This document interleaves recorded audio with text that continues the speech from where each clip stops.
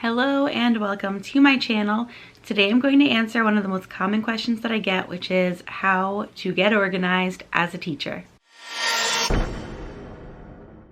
So if you don't already know me, hello, my name is Brianne Beebe. I am a high school math teacher and I am an organization nerd. As far back as I can remember, I've always been very organized, and one thing that I like to do for fun is reorganize stuff. It just brings me so much joy.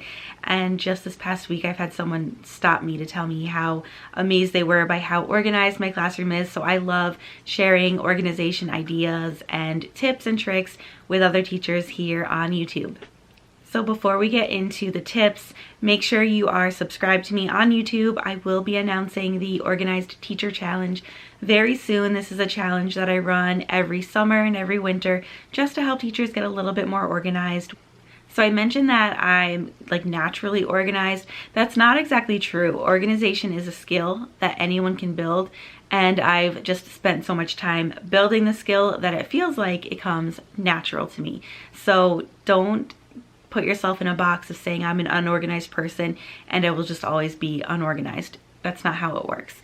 You can become organized if you feel like you are not currently organized. So our first tip is to start with one thing and then add more on gradually. The only caveat to this, I would say, is if you are starting out a brand new school year and you want to start out organized for the year, then yeah, it's easy to kind of go a little bit crazy and organize all the things and try to have this perfect clean slate. If that's what you want to do, go for it. But if it is the middle of the school year and you're just kind of starting to get overwhelmed by how unorganized things are, just pick one thing at a time to organize, start there, and then move on to another thing once you feel like you've got a good handle on wherever you started. So whenever I'm organizing a space or anything really, I've realized that I use this same formula every single time, and I teach it in depth in the Productive Teacher Toolkit. But my first step is to purge anything that I want to get rid of and get it out of the way so I don't have to worry about having to organize it. And at that time, I will just completely clear the space so that I have a clean slate to start with. My second step is to categorize.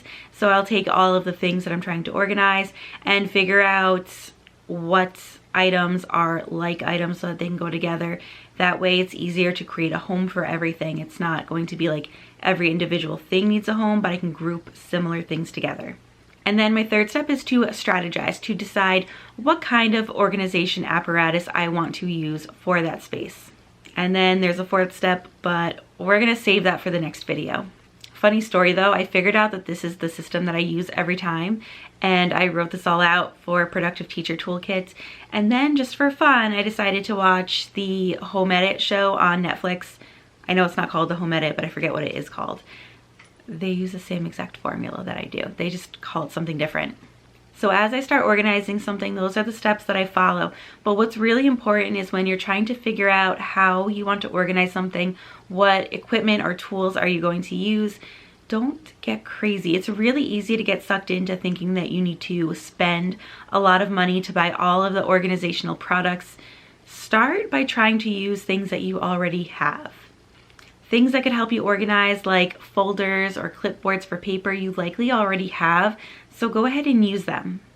You don't need to go out and buy brand new fancy folders. You don't need to buy any apparatus at first. Maybe you decide it would be better to have letter trays, or my personal favorite, a hanging file holder.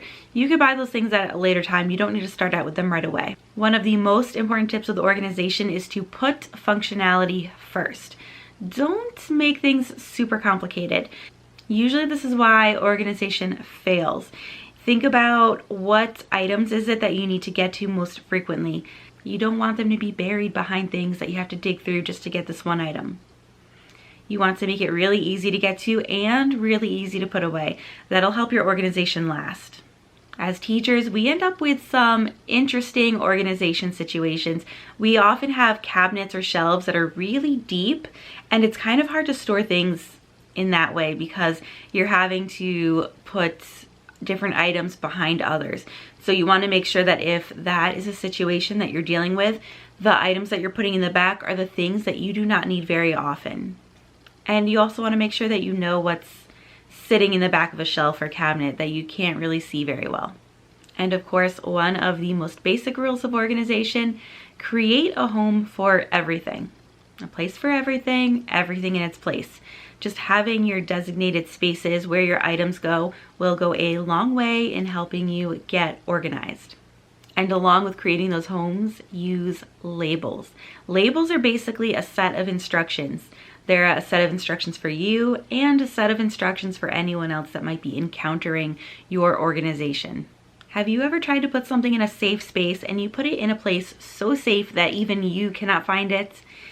I think we've all been there. That's why we need labels and just designated homes for things. You don't want to put something in an unusual place and then not be able to find it later. And then our final tip is to use the organization that you have set up. So once you have a place for everything, and everything has a place, and they have labels so you know where everything goes, make sure you make it a practice to start cleaning up after yourself and put things back where they belong. I can tell you that when people are disorganized, grand majority of the time, it's simply that they did not put something back where it belongs. So that is everything for this video. It's very much like a bird's eye view of getting organized and very general because you could be organizing anything. Just remember to keep these tips and rules in mind as you start to get organized. And make sure you tune in for our next video where I will be sharing tips on how to stay organized once you get organized. Oh, and I just remembered one more thing. In addition to the Organized Teacher Challenge, keep an eye out for the Organized Teacher Summer School. I will be doing this summer a few free workshops online that you can attend, and we'll be organizing specific parts of your teaching that I get asked about frequently. So sign up for that in the description box. If you have any questions, please don't hesitate to ask. Just leave me a comment, and as always, thanks for watching.